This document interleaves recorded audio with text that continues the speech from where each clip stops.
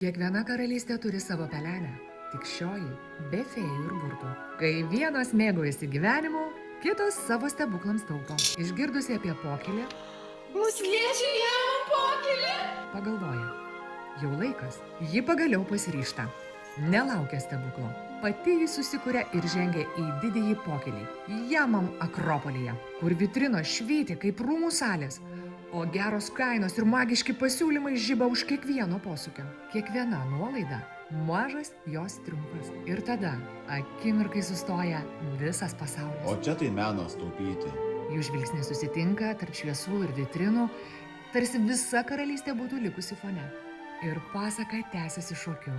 Bet kai laikrodis išmuša 12, jis susipranta. Aš neturiu laiko kada šokti, aš turiu šokti visi. Princas dar bando ją pasivyti, bet jam lieka tik jos spindesio dalelė. Ne visos pasakos baigėsi bučiniu, kai kurios nuolaidomis.